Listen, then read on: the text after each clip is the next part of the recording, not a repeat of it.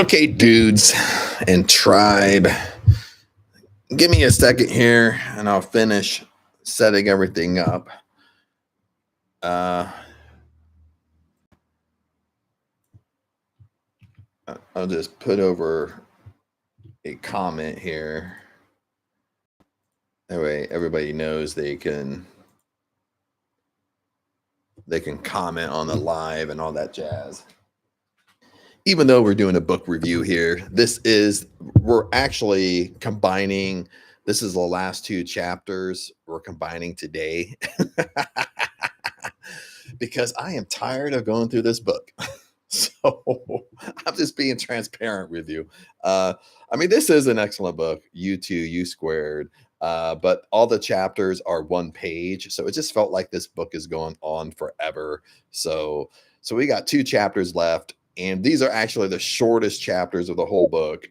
The chapter we're doing today is about 3/4. Then we're going to do the last chapter, which is only like half a page.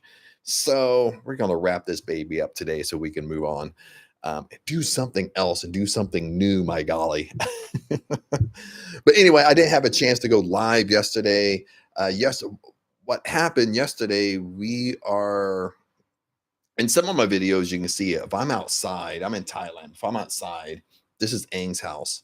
So we started building a kind of cement wall. It's been a while around the property. So the front is out here, kind of straight. If I could just walk right through this wall, I would walk through the wall, walk through the living room, and walk outside. But anyway, it's close to the road. So since we got Lucky and Money, the puppies, so what's kind of going on now is that they listen pretty good for being 3 months. And remember, we got them when they were probably 4.5 weeks, 5 weeks, because they were on the street. So they're little boogers. But anyway, they listen pretty good because we've been working with them since they were that young, like going outside and playing. They only stay within our yard and stuff like that. But since they got bigger, and we have Lawn is a dog that lives over here, and he's about a year old, so he comes over all the time and plays with him.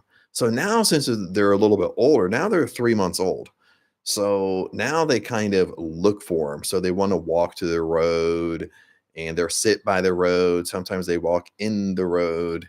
So it's kind of been a spur of the moment, but then all of a sudden it's like, dude, we can't have them walk into the road. You know what I mean? Because, I don't like to think this way, but you hate to think like eventually something's going to happen. You know what I mean?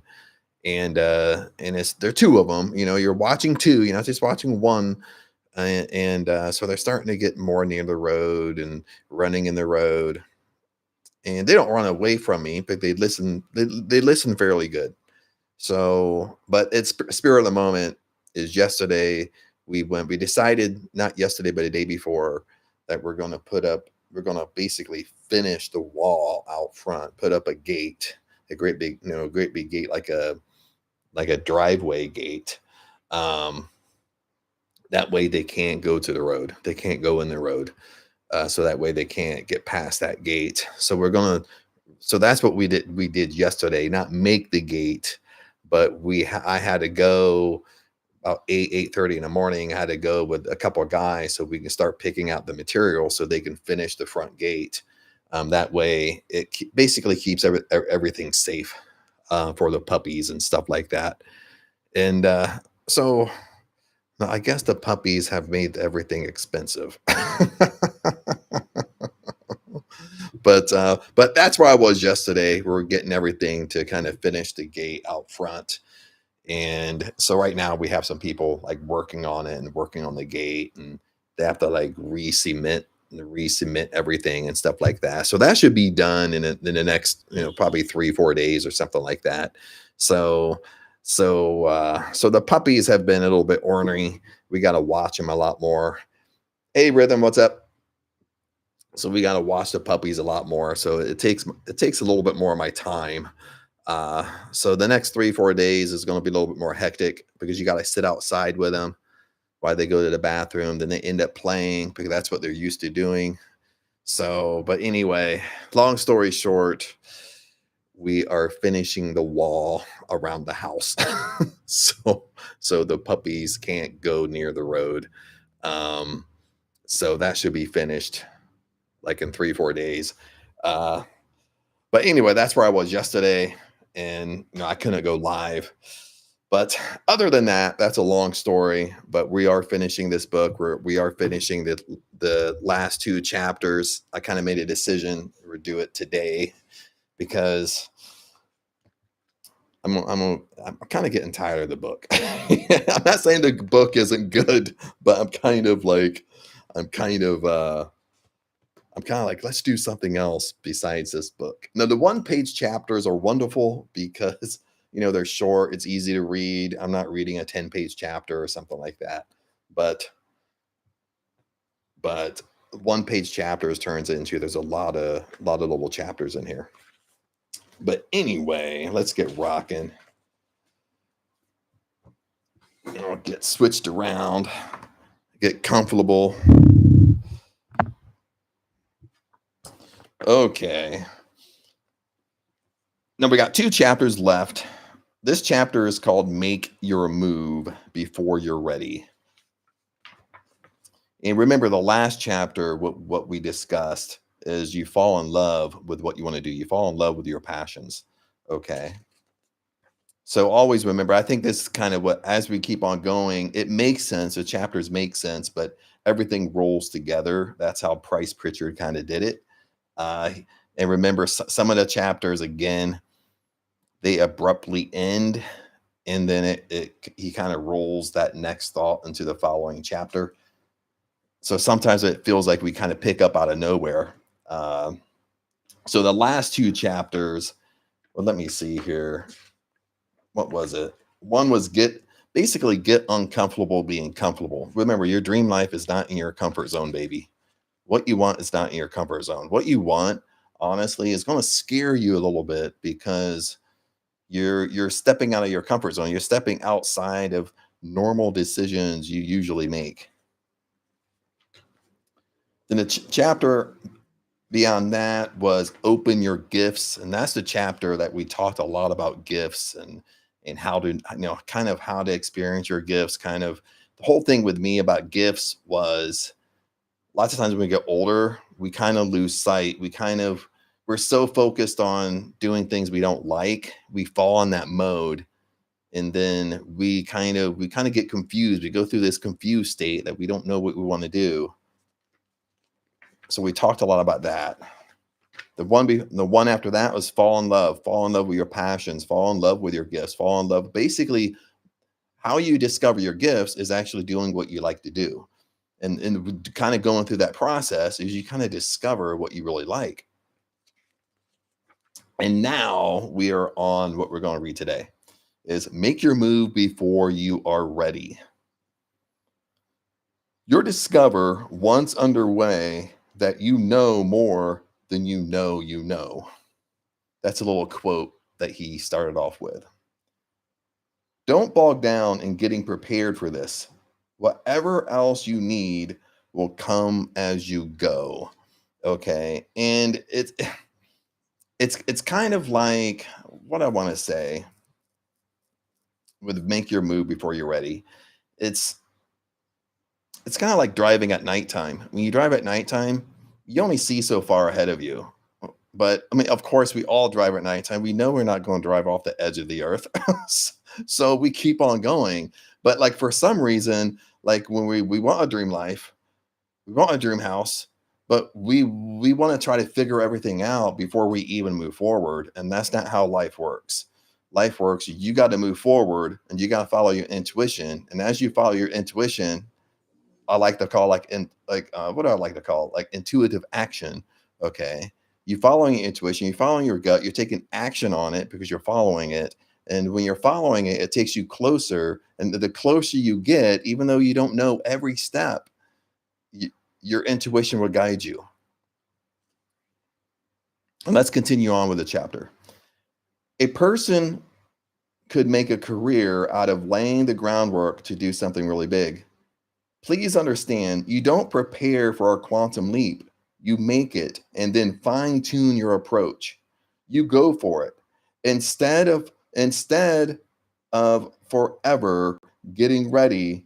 If I could read, I'm apologize. You go for it instead of forever getting ready, so you will be sure to get it right. Zero defects is a hostile concept in the pursuit of U squared. Now, remember when Price Pritchett, he writes a little bit funny. He writes very academically, which is fine. And U squared is all about quantum leaps. You double, tripling, quadrupling your life pretty much overnight. Okay, that's really aligns with your subconscious mind. Remember, your subconscious mind is very, very illogical. Okay, your conscious mind is very logical. Your conscious mind is what tells you that, well, I got to do step one, step two, step three, step four. That's your conscious mind. That's how we've been taught. That's how we've been taught in school, either directly or indirectly. Okay, that's how, like, when you get a job, isn't it funny? You get a job, you make 20 bucks an hour, and then your next logical step is, well, I make $20.50. You get a 50-cent raise. See, that's logic. What's not logic is you go from 20 bucks an hour to 40 bucks an hour. See, that's not logical to most people. If you talk that way out loud, I'll bet you would have probably several people say, dude, are you crazy? You're not going to jump from 20 to 40 bucks an hour. But this is what Price Pritchett is talking about. This is U squared. This is quantum leaps. You have to understand, you can move from step one to step four. You don't have to go step one, step two, step three, step four. You can jump. Okay. It's really kind of what you believe. Okay. But a good example of make your move before you're ready is sometimes it's very, very good for you not to know every step. Because sometimes if you knew every step, it's kind of reverse. Sometimes we think we would like to know every single step involved to get our dream life.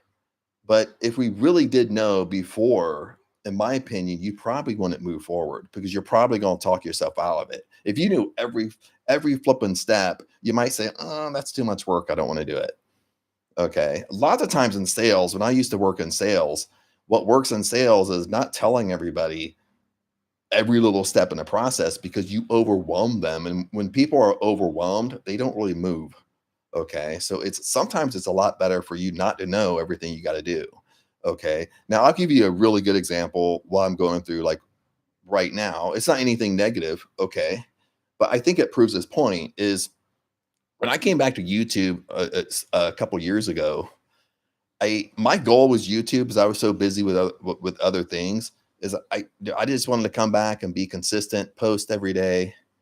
And at the time, I wasn't too sure what to post about, so I started posting about what I like, and this is the stuff I like, and that's it. I just want to be consistent. That's it. Okay. But fast forward now, 3 years later, I mean, I don't know how many times I post a day on YouTube, maybe 4 or 5 times a day on YouTube. Uh, um, I got a social media account all set up, like a planner.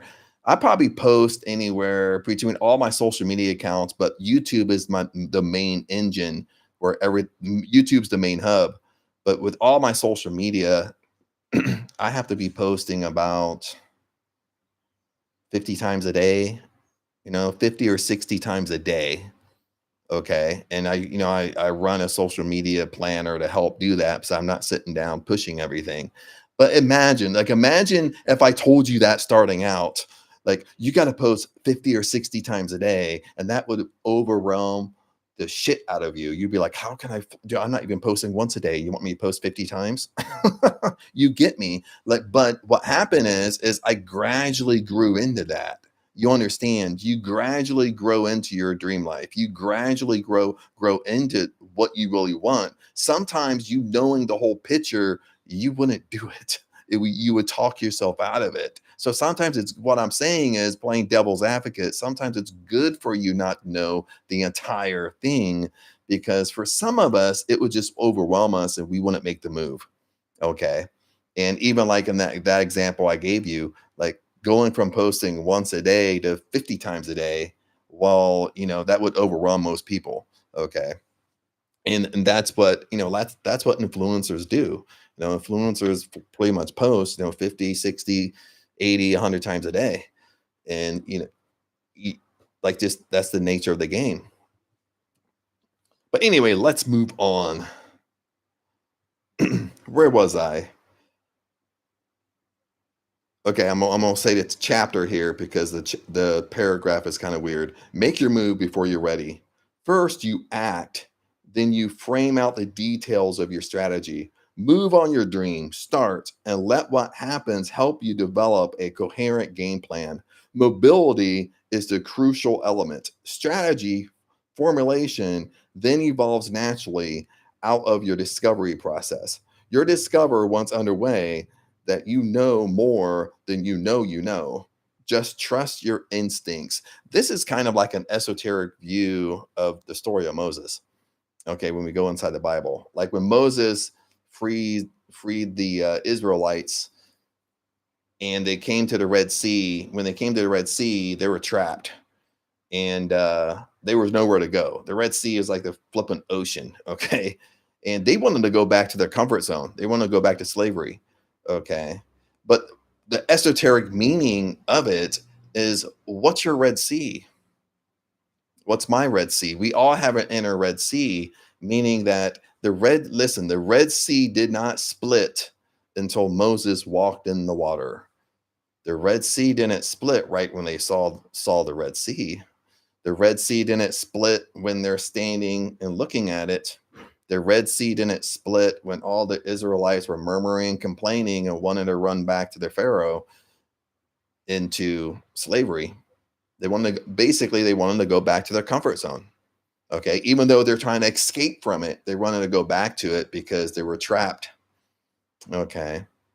The Red Sea only split when Moses moved forward. He stepped in the water, and right when he put his foot in the water, it still didn't split. You understand? It it didn't split until Moses could not walk any further in the water. So wherever how high it was, it's up to here. Okay, that's when the Red Sea split. Okay, and so that's more of an esoteric meaning, that we all have our Red Sea, but it's our Red Sea. The Red Sea isn't going to split for us until we move forward it, until we take action. But it's intuitive action. You're following your intuition. You're following your gut. Okay, I just want to put that commentary in there. Once again, a quantum leap is something you are already prepared to do. It's not some absurd, wide eyed scheme that calls for a fantastic stroke of luck just to have an outside chance of working. It's not an example of your reach exceeding your grasp. And it's most definitely not a matter of going for some grand goal that calls for some painstaking preparation. A quantum leap is a move that is yours for the taking right now. It represents a giant step you can make merely by deciding to and opening yourself up to resources presently available to serve you. Getting ready is, quite frankly, a stalling tactic. I'll repeat that. Getting ready is, frankly, a stalling tactic. You ever hear people say that? And I've probably said it, like we're kind of stalling a little bit. Maybe we have some worry, doubt, and fear before we move forward. We have the intuition, we know what we need to do, but we stall for a second.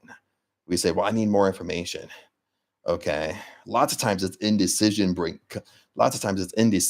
We're kind of going back and forth between should I, shouldn't I? We're trying to weigh all the odds, rather than, if you have an intuition to do it, just do it. Okay. Stop letting you, because I'm a master at overanalyzing. I'm a master of indecision. Okay. That's something that I continually have to make sure that if I want to do something, I do it. You know what I mean?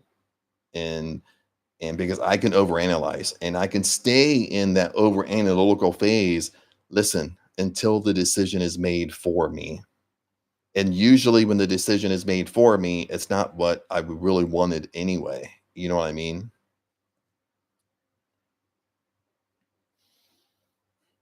You're already positioned to escape to a higher plane of performance. If you wait until you can get it perfect, you will never get it at all. It's almost like if you're a perfectionist. If you wait until you can get it perfect, you're never get it at all. So kind of what Price Pritchett is saying, lots of times we stall and we're waiting for the perfect opportunity. So what he's saying is there is no perfect opportunity. Just start, just begin. And what I like to say is you have an intuition to do it, you do it. You follow your intuition because your intuition isn't going to steer you the wrong way. Your whole goal is just listen to it. Okay. Stop trying to figure it out. Stop trying to figure out the how. The how isn't your concern. The how isn't your job. Your job is just, even in Neville Goddard language, your job is to assume what you want and assume it true for you. Then at that point, you follow your intuition and you take action on your intuition. That's your only job. Your job isn't to figure out the how. The how is a job of the universe. The how is a job of God. Okay, depending upon your religious views. Okay, that's the how. The how isn't your concern. Okay, remember, even Never Goddard said this, is that, so I'm reading a lot of Never Goddard now, and is that you can do nothing. Listen, you can do nothing for your intention. You can do nothing to speed it up. Okay, we think we can speed it up. We think we can we can do something. That's why we look for the how, because we think we can do something to speed it up, but we can't. Okay, your only job is to assume what you want, follow your intuition, and take action on your intuition. And with Never Goddard is you live in the end, meaning you already have what you want, because it's really true. In consciousness, you already have what you want. Once you see it in your imagination, listen to this. This is how powerful you are. Once you see it in your imagination, it has to come to you. Okay, you just have to trust it. Okay, but you trying to figure it out, what you're really doing is kind of forcing it. And remember, force negates. Okay, it's like you're walking around with a great big shield and you're just blocking all the goodness trying to come to you. You get me on that. And to wrap up this chapter, the time to start is now. Not yesterday, not last week, not tomorrow. Okay, the time to start is right now, today. U² can only occur in the present. Now let's move on to the last chapter. The last chapter is called Look Inside for the Opportunity. Just do it. Make the quantum leap. Everything else that's needed right now comes from inside you.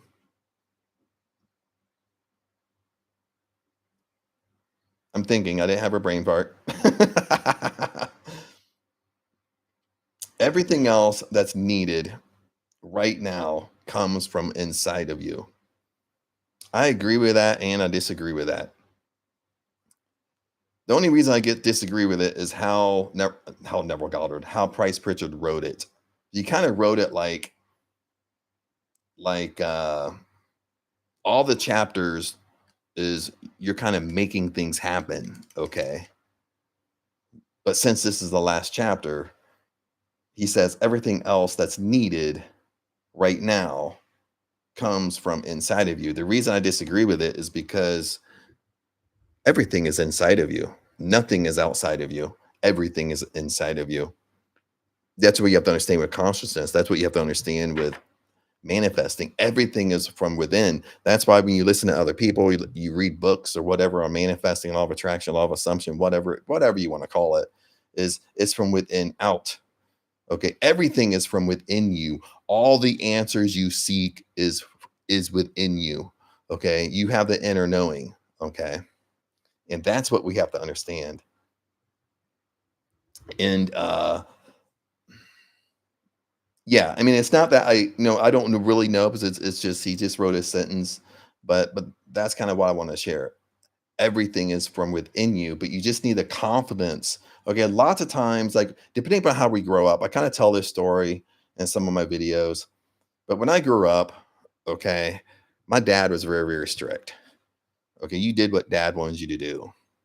and it didn't end when you were 10 years old. Okay, as long as I lived long as I lived at home, you did what dad wanted you to do. And I lived at home throughout college because when I would go to college and come home, of course I'm at home. Okay. And what I mean by that is he was extreme. He planned your day. You did what he wanted you to do. If you made plans, you broke your plans to do what dad wanted you to do.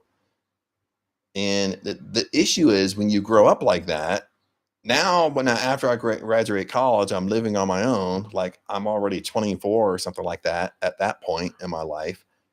Like I'm 24 years old and I never made my own decisions. You know what I mean? And at that point, you're not confident in making your own decisions. You're not confident in yourself because you're so used to somebody else making decisions for you. Okay. You're so used to that guidance that you don't even trust yourself. You don't even trust your intuition because you never followed it before.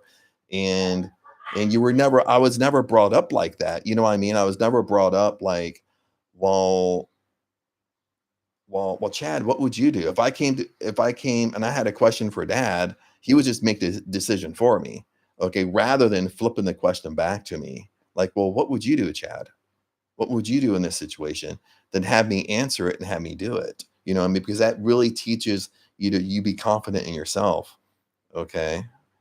And that's why sometimes on certain topics, I know a lot about the reason why I know a lot about it is because I've lived it. I've lived it and I've had to work a lot on in some of this material we're talking about here. I've worked on for years to just to be comfortable that I can make my own decisions and be comfortable with it. Like everything is within me. All the answers are within me. I don't need to go to 20 of my friends and ask them, what would you do?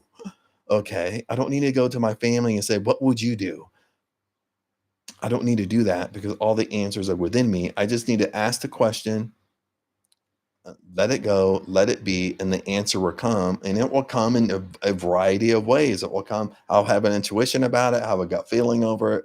It's sometimes a small little whisper that makes you seem like you're crazy that that will just kind of float through. But it's answering the question you seek because everything is from within you. We just have to be confident that we know the answers. Okay. Not somebody else. Okay. Somebody else doesn't know your own intuition. Bottom line. Okay. That's between you and source, you and God, whatever you want to believe. Okay. And that's why I want to put in my 2 cents there. So I rewind it a little bit so we can kind of move forward. Everything else that's needed right now comes from inside of you. The opportunity, the timing, the power to perform, these are in you, not in this situation. So he's kind of talking like never Goddard-ish a little bit, is nothing's in your 3D world. Okay. You're not changing your 3D world. You change what's inside of you. Okay. That's imagination creates reality. Okay. What we end up doing is we try to change our circumstances outside of us, but real in reality, we need to change us. We need to change within because it's coming from within out. Okay. But lots of times we get tied up into, well, I don't like what's going on in my life. We try to change the outcome, but we're not changing the cause. That's the law of cause and effect. We are the cause. Okay. The effect is what's manifested in our 3D world. The effect is our circumstances right now, but the cause is us. Change the cause, then the effect has to follow. Okay. Literally, if you think negative all day long, you don't have negative things happen to us. Change the cause. The cause is our thoughts. Change our thoughts from positive to negative. No, I mean negative to positive, if I can say that right. Then the effect, your 3D world, has to change as well. Okay. It has to shift. Okay. The formula for U², the strategy for making the quantum leap, has been covered here.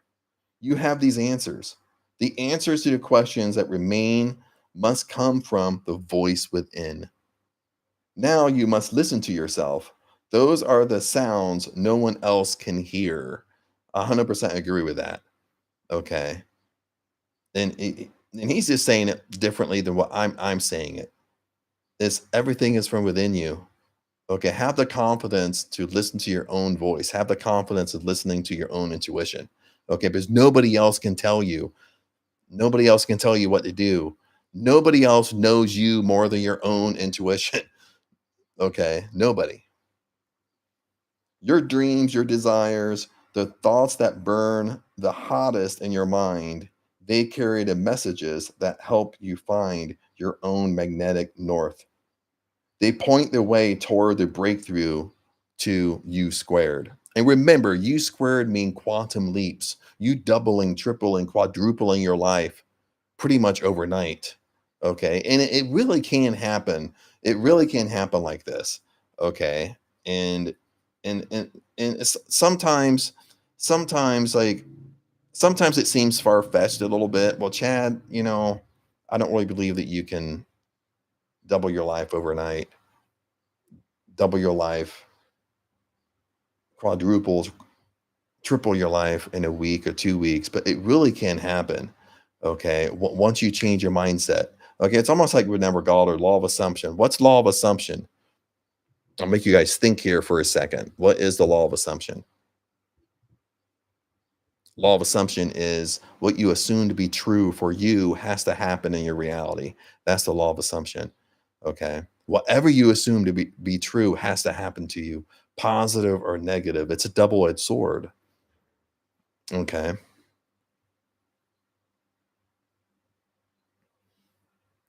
Look inside at what pulls at your consciousness. For there, you'll find your direction. So, in other words, when he says look inside, what pulls your consciousness, what's pulling on you, what's tugging you? Okay, that's your intuition, that's your gut feelings. Okay. But this is why I'm saying you never miss your opportunity, baby. Some people might believe that, but I don't believe it because it always flips back around. Okay, we might miss our chance at it. You know what I mean? We might not listen to our intuition to do it right away, but it flips right back around. And I've had so many times in my life where I don't listen right away to my intuition, but it flips back around. Okay. And it keeps on flipping around until you finally listen to it. So he says, look inside of you, what pulls you, what's tugging on your heart to do, no matter how you want to say it. And for there, you'll find direction. Everything else is in position waiting for you. Just do it. Make the quantum leap. And I love when he says, everything else is in position waiting for you. Okay. Remember, everything you want, everything you can imagine is in your consciousness. This is kind of a hard concept a little bit because it seems kind of far-fetched. It seems kind of goo goo gaga. You know what I mean? Is that nothing is outside of you. And what that means is sometimes in spirituality and consciousness, there's several versions of you. Okay. There's a version of you, that most successful version of you that has everything that you want today. That person exists. Okay. That's what he means. That person already exists in your consciousness. And Neville Goddard kind of goes deep in this if you really, really go deep into Neville Goddard.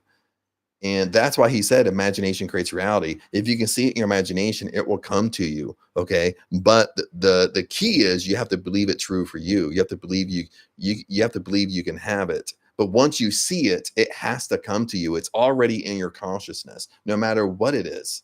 Okay. No matter if it's your dream house, no matter if it's your dream car, a dream career, and rhythm, no matter if it's your love for computers and that's where you want to go. Okay, you have to understand that. Is what was I saying? I'm gonna have a brain fart. That's what I was saying. Everything else is in position. Meaning, if you can see it, it's in your consciousness. It has to come to you. Okay, it's there. Okay, it's on a different plane. Okay, it's on a different vibration, but it's in the same consciousness. It's not separate from you. We think it's separate, but it's really not. Okay, that's why the longer I do this work, and I've been doing it for a long time, but it's getting kind of more rooted in me that I firmly believe that if I can see it in my imagination, it means that's your imagination is just your 4D world. We live in a 3D. Our 3D world is what we can see with our eyes, with our five senses. That's our 3D world. Your imagination is your 4D world. If you can see it in the 4D, it can come to you in your 3D. But lots of times we get in our own way because we either block it, we search for it, we try to speed it up, which that just creates force. Remember, force negates. And the only thing we need to do, even with Neville Goddard, I kind of have him on a back of my brain because I've been going a lot through his content. And even with him, with the law of assumption, again, is whatever you assume to be true for you has to be shown to you. Okay. But that's why he said you have to persist in your assumption. When it doesn't work right away, it's not the law. It's not that law of assumption don't work. It's not that law of attraction don't work. It's not that manifesting don't work. What isn't working is you because you don't believe it yet. That's why Neville Goddard said you have to persist in your assumption. You have to persist and consist in your assumption because the reason why it's not coming to you because you don't believe it true for you yet. That's why he said persist in it. But he also said that he's never seen the law of assumption fail. He said this a lot in his live lectures, that he's never seen it fail. The only way it fails is if you give up. But he said he's never seen it fail in his whole career of talking to people, teaching it. He's never seen it fail. You always get what you want. Okay, but you got to persist in it. But this is the good news. Okay, I'm going to repeat myself. The reason why it's not coming to you right now today is because you don't believe it true for you yet. But the good news is once you believe it true for you, once you just wake up one day and you just believe it true and you act natural, it will come to you. That's when it comes to you overnight. That's when it comes to you in 1 week. Once you believe it true, it's like the powers of the universe just basically puts all the puzzle pieces together and it makes it happen for you. Okay, that's the law of assumption. That's what it really means, and really with persistence. Okay, when things aren't working, remember, even Napoleon Hill said this in Think and Grow Rich. Okay, now Think and Grow Rich is about the 13 principles of success, and the 13 principles of success work in unison together. But Napoleon Hill said the exact thing as Neville Goddard. Okay, if the 13 principles of success is not working for you, it's not the principles. It's you. It's me. Okay, I haven't figured it out yet. Okay, that's what's wrong. I got to figure out what I'm doing to make them work. Okay, Bob Proctor said the same thing. Okay, when I would be mentored by Bob Proctor and I would go to all his seminars when I used to live in Los Angeles, he would say the same thing. Is that how would he say it? I kind of forget how he would say it totally different, but in every seminar he would bring it up. He would say it around kind of like Neville Goddard, how Neville would say it, but he would bring it up more kind of today's language. Like, you can contemplate this, you can know this material, you can know law of attraction, manifesting, whatever. You can know it enough to debate with people, but there's something missing because you don't have the results in your life. And you got it with Bob, when there's something missing, that's our responsibility. You got to figure out what's missing so you can fix the issue. Okay. But it's not the law. The laws of the universe are very, very impartial to you. They're just laws of the universe, laws of God. Okay. Your subconscious mind is very, very impartial. It's black and white. Like, that's why I said your subconscious mind don't care about you. Okay. Because the reason why I don't care about you, because it just gives you what you give it. That's why I've always said is that everybody is right. When people want to disagree, they're right and I'm right. And the reason why this is true is because it goes back to the basics. Whatever you assume to be true for you has to be shown in your reality. Whatever I assume to be true for me has to be shown in my reality. It could be something simple, what I just said maybe 10 minutes ago, that you never miss your opportunities. Okay, even if you miss the intuition to take action, you know what? You're going to have another intuition to do it. Okay, you just have to listen to it that time. You got to take action that time. Okay, but you never miss opportunities. But I could have someone on this live stream sitting there saying, "Well, Chad, I don't agree with you. I believe you can miss your opportunities." And it's like, well, that's true for you. Because it goes back to the law of assumption again. Whatever you assume to be true for you has to be shown to reality. And your subconscious mind just makes it happen because it's very impartial. It don't care if it's true or false. It don't care if it's good or bad for you. It just gives you what you give it. If I truly believe, like, hey, I don't miss my opportunities. Now I might miss my intuitions. Okay, it might delay my progress, but I don't miss my opportunities. If I firmly believe that, that's what's true for me. But if someone really believes, like, yes, you miss your opportunities, guess what? They're going to miss the opportunities because their subconscious mind is going to make it happen. Is going to make it so. Okay, and I just kind of filmed a video today. I don't really want to get dig deep into Nevergalda's revision technique, but I did this video twice. I filmed it yesterday, but when I filmed it, for some reason there was an error with the recording, and when I stopped recording, it just deleted everything. So then, when I woke up this morning, I had to re-record the video and make it the second time. Sometimes I hate doing that because sometimes the first time comes out really good. Then I got to remake it again, and and then the second times feels kind of rough because I think for me when I talk just on spur of the moment, sometimes I'm fresh. I'm fresh with the knowledge. I haven't thought about it. You know what I mean? So the second time I do it, it's a little bit more. Sometimes my brain can be tired. Sometimes it's like, oh, I've already explained this once in a video. I've talked about it for 30 minutes. But with Never Galda's revision technique, I'll kind of share it here a little bit. Uh, and because it kind of goes beyond the basics of Never Galdard. Lots of times people think the revision technique it's separate. Okay.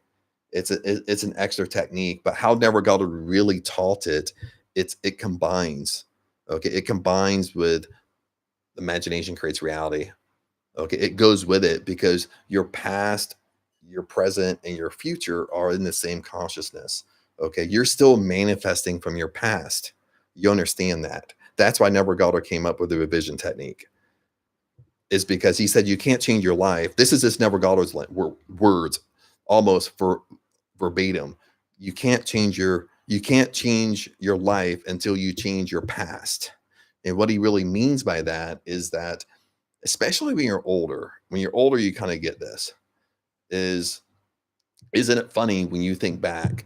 And sometimes, we're just thinking back as I'm home I'm by myself. I'm thinking back.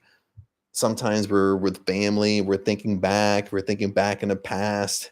But isn't it funny how most of the time when we think back, it's always negative?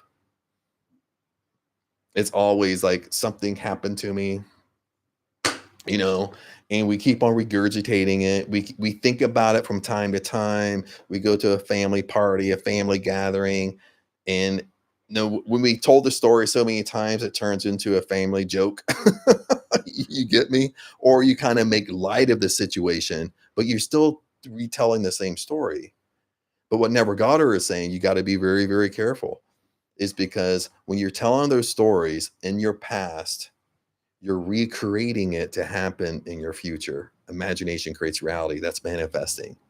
So, like when we have the same things that happen to us over and over and over in our life, that might be different things, but very similar, is we're kind of just constantly recreating it. Okay. Because we keep talking about it. I was going to take a sip of water. And I'll tell you a real example here. This is why, like, if you go to my YouTube channel, where we're on YouTube, but I have a playlist called Thailand or Living Abroad or something like that because I live abroad. And I started making Thailand videos. This is one of the reasons why I stopped making Thailand videos because I kind of stopped giving people advice in Thailand how to live abroad because I felt like my videos were kind of getting a negative connotation, and I kind of stopped it because, like, the more I do in this work, I felt like, dude, I'm thinking about it and how I do videos. my videos are not scripted. I'm not reading from a script, and no, unless I'm doing a video and I kind of I share my screen and I'm reading something. I guess you can call that a script, but I write it, but I'm not following a script most of the time on my videos. I'm just talking off the top of my head. But usually for me is I'm in my head a lot. Okay, I'm thinking what I want to say before I start the video. Sometimes I can think about a video idea like a day before or 2 days before that I'm making it today. But I've thought about it. I'm in my head thinking about it. I'm in my head thinking like, okay, how am I going to explain it? What examples I'm going to give? I'm not writing out like a script. It's just all in my head. But imagine me doing this about Thailand, and maybe I'll make a Thailand about tenant laws of Thailand. Now I got to give kind of like kind of negative examples around tenant laws, like what happened to me. So people know kind of I went through it. And I'm in my head thinking about this for 2 days before I make the video. I'm replaying it in my mind, almost like what Never Goddard said, like about your past. You're replaying it. And remember, again, I'm kind of getting super conscious with you guys, is that your subconscious mind again is black and white. My conscious mind might be saying, well, Chad's making a YouTube video. Okay. He's just helping people out so they don't fall into the same issues and problems and stuff like that. Okay. Living in a different country, different rules, different laws, stuff like that. That's your conscious mind. Your subconscious mind, baby, is this literally like black and white. It's not thinking. It's literally just taking your thoughts. I'm thinking about this issue in the past that's happened to me. It's negative. It takes a hold of it. I'm replaying it. I bring emotion to it. I naturally go into my imagination when I'm talking about it. Okay. And my subconscious mind just kind of just thinks like, well, Chad's talking about it. It's true. He must like it. So I'm going to bring more of that in his life. So then I start kind of experiencing similar things around that. And that's honest. I know that's a long example, but that's honestly why I kind of really stopped making Thailand videos, unless they were kind of positive in nature or something like that. And my Thailand videos weren't super negative. Okay, they're not. It's just me giving advice about condos and housing and contracts, what to watch out for, schemes and scams and stuff like that. But it to me, it just didn't settle. It just didn't set well with me. And so I stopped doing it. And especially I stopped doing it because I kind of do this kind of work. You know what I mean? Like it's the same thing what Never Goddard saying with revising is your past. What he's saying with how people teach imagination creates reality. They're always focused on, oh, you want your dream house, your dream car. They're always focused on what you want. But what Neville is twisting in there is you're really manifesting from your past, because Neville knew that most of us think back, most of us think on loop. Okay, this is all research. This is scientifically proven, by the way, that we all think on loop, but we think negative. And we're constantly thinking on loop what things happened to us in the past we didn't like. Okay, we got made fun of in high school, even though it happened 30 years ago. We still think on loop like it happened yesterday. And that's why he came up with the revision technique. Is like you need to revise your past, and you revise it. You don't say it didn't happen, okay, because it happened to you, okay, but you revise it. You go inside your imagination. You see it. You see the scene. You're going through the scene, but you're revising it how you really wanted it to go, how you really wanted it to happen, okay. And as you revise it, it basically kind of, with everything is in consciousness. You got past, present, and future. Okay, your past has more strength than you think it does, but we're constantly thinking on loop, or we're constantly talking about it. And that's what's recreating our future right now. Okay, when you revise the past, your future has to change. That's the law. Again, that's the law of cause and effect. Okay, you don't like the effect, you don't like what's going on in your 3D world. The cause sometimes can be your past, because you're thinking about the past and you're not thinking negative about the past. So Neville said you got to revise it, okay, in order to move forward, to order, like we're kind of chained. You got to look at it like we're kind of in chains. And the way you break the chains, the way you break free is by revising the past. And we all have different gunk we go through. Okay. But what I find when I do the revision technique, I think the revision technique is almost stronger than imagination creates reality, than like sitting back and trying to go in sats. This takes a little bit of practice, but trying to properly live in the end, pretend and act as if you already have your dream house. Okay, this stuff sounds easy when I'm talking about it, but for people to do it, it's a little bit hard for them. But what I find with the revision technique, for me, the revision technique's easy because when you think about something that's happened to you, it really happened to you. So you can super go inside your imagination because it really happened to you. Remember, what you assume to be true for you has to be shown to you. It's a really true event. So you grab a hold of it, your subconscious mind grabs a hold of it, you have natural emotion around it, and you revise the scene, revise it how you really want it to happen, how you really want it to go. And as you revise it, it shifts. And once you revise it, you let the dead bury the dead, you let it go. And at that point, you train yourself to stop talking about it, stop bringing it up. Okay. Because we're kind of creatures of habit at this point. Okay. And that's why I bring up kind of as a joke, like, when we hang out with family, we hang out with our friends or buds, we go to holiday gatherings, or in the summer, we go to cookouts and stuff like that with friends or family or birthday parties. It's so easy to sit around the table and talk about the past. And what now talking about the past, what great things has happened to you, that's different. But are you shifting into the negative? Another thing I want to share is that Neville Goddard went really deep with the revision technique. All the powers that we have, everything we're trying to self master in ourselves, we can use for another person. And I haven't done videos on this for a while. There's some videos on my YouTube channel I've done in the past. And it's the same thing. When we revise our own past, we can revise how we look at another person.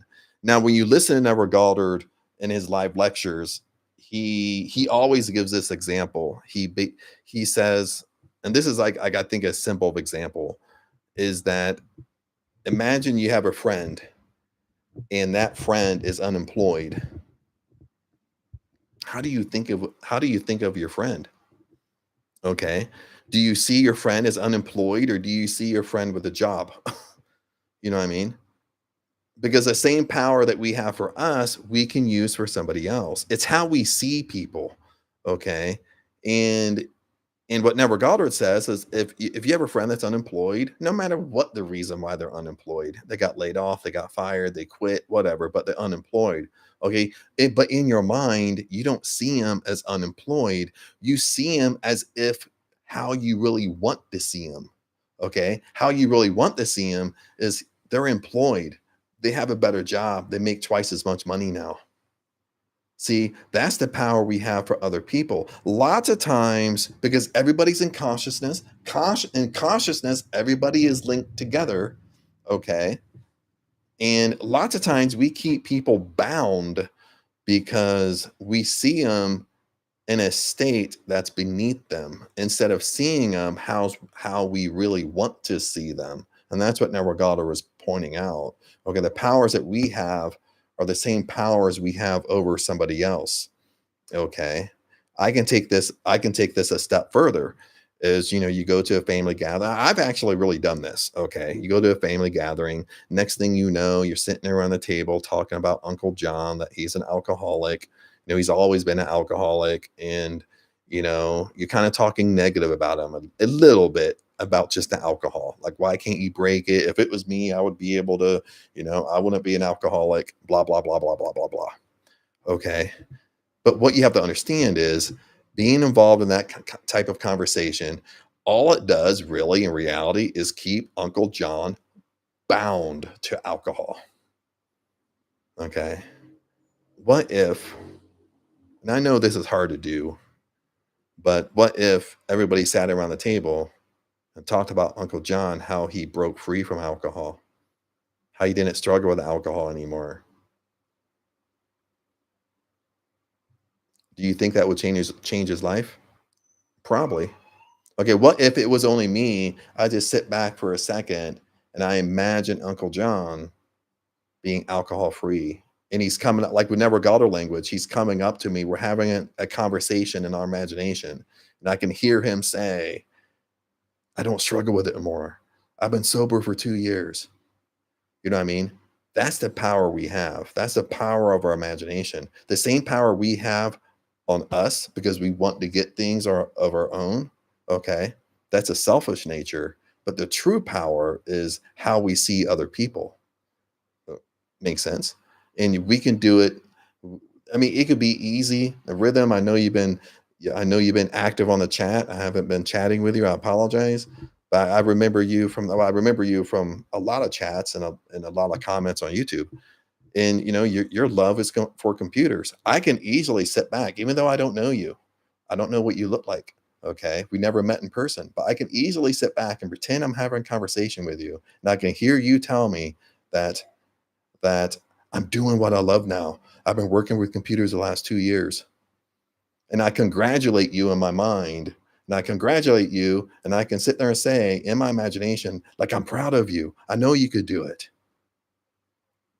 Okay. Even though it's in my imagination, that gives you so much power because I broke you free from doubt, worry, doubt, and fear. Okay. That's the power that we really have as a spiritual being. Okay. That's why I'm kind of linking it is because the same power we have trying to manifest our own life, live life on our terms, we can break other people free for how we view them, how we see them. Okay. On the other end of the scale is, I'm guilty of this where you get caught up in conversations you don't want to be in. You know what I mean? And it's so easy to get wrapped up in conversations like that. But once you kind of once you step aside, and I've done this where I get caught up in conversations that they're not really super negative, but you get caught up in conversations where you're kind of looking at somebody in that state where you can see them in your 3D world. Okay. They struggle with drugs, they struggle with alcohol. Okay. They're unemployed, they don't have the best job. Okay. And you sit around the table and talk about them, or you go home to your significant other, and that's really the main conversation your significant other and you have talking about people. Okay. All you do is keep them bound in that state. You have to realize, and it goes deeper than that, my friends. Okay. Is it keeps them bound in that state. But since we're all consciousness, you are linked to that state. You are linked to them. This is the power of forgiveness. Okay. If you have any unforgiveness in your heart, any of unforgiveness about a situation, about a person, you are linked to them in consciousness. That's why in the Bible it talks. I mean, most religions talk about forgiving, let the dead bury the dead. Okay, forgive everything because it breaks that link. You cut that link. Okay, any type of unforgiveness is you're bound to them, and if they're a lower consciousness than you, it's lowering your consciousness. Okay, just for being unforgiveness. It's the same thing as when you talk negative about somebody in any way. You're kind of interlinked with them on a conscious scale. So even though you think, oh, I'm doing bad to them, but you're doing bad to yourself as well. Okay, because you're interlinked. Okay, and like my whole point was is that what I was going to share is we're human. We get up and we get in conversation we don't want to be in, or we realize what we're doing. We realize the nature of how the conversation's going. And I've even like ended conversations, or once the conversation is over, I realize what I've done, and I'll kind of sit back myself, and lots of time close my eyes. I'll go inside my imagination, and I'll see that person like who we've been talking about, but I see them as they're not struggling. What our conversation was about. They're free of drugs. They're free of alcohol. Okay, they're not bound by that anymore. Okay, you see that in the imagination. You could do that with health. Okay, if you're unhealthy, you have a family member unhealthy. Okay, you see them healthy. You see them not not being able to do things they want to do. Okay, that's the power you have. Okay, you have more. I mean, you have way more power than you think you do. It's the same thing. Someone has cancer in your family, someone's unhealthy in your family, and you sit around the table talking about the cancer. Okay, you just bring more power to the cancer. That's all you do, rather than talk about that they beat cancer. They're cancer free. They're living their life abundantly and healthy. That's the power we have. Okay, and it's that same power that you have. Okay, is you go to sleep at night, you go to sleep in health. Your whole imagination is that you're healthy, you're running, you're vibrant, you're living a very active life, and you go to sleep in that state. That's the same power you have, but you have the same power of somebody else as well. Okay, okay, it's twofold. Okay, everything I can do, I can help other people, like inside my imagination, how I view them. Okay, my friends. Exactly, rhythm. The power of death and tongue. The power of death and life is in the tongue. Okay. Okay. But anyway, friends, tribe, thanks for hanging in. We've been going for an hour. I actually have my lunch sitting here. This has actually been sitting here ever since I've been live.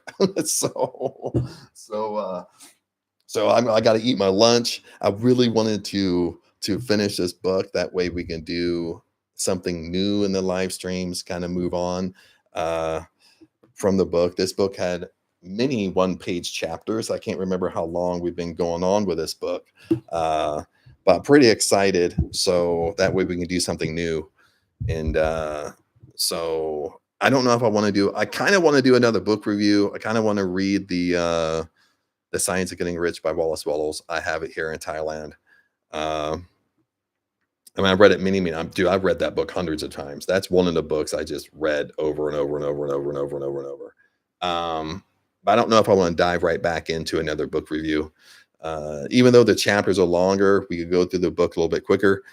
But I might next time I go live tomorrow, maybe I'll just go live to kind of answer questions and stuff like that. Not so much doing a book review, even though I put in a lot of my commentary, trying to turn it into discussions and stuff like that. Um, but that's what I was doing in the beginning when I was going live, kind of going live just to answer questions and talk about random things and stuff like that.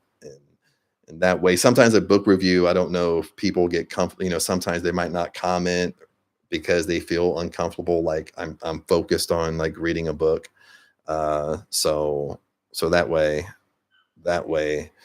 uh, we get a lot of questions people have and answered and stuff like that. Or answer them as best as I know. But that's what I'm kind of thinking about doing before jumping right back into another book review. I don't want to do like book review. So that's probably what we'll do tomorrow. Is I'll just go live and answer questions, see what everybody's doing and stuff like that. A little bit more casual and treat it that way. But anyway, tribe, thanks for hanging in. And this has been fun, of course, going live, doing stuff like that. But it's been an hour, a little bit over an hour. I'm gonna have to let you guys go so I can eat. I'm getting hungry. And Rhythm, thanks for chatting. Thanks for tuning into the chat and stuff like that. I'm glad all this stuff has been helpful. So I appreciate you. And other than that, tribe, I'll see you tomorrow. Don't know what time yet, but I'll see you tomorrow on the next live stream. Other than that, cheers, and I'll see you tomorrow.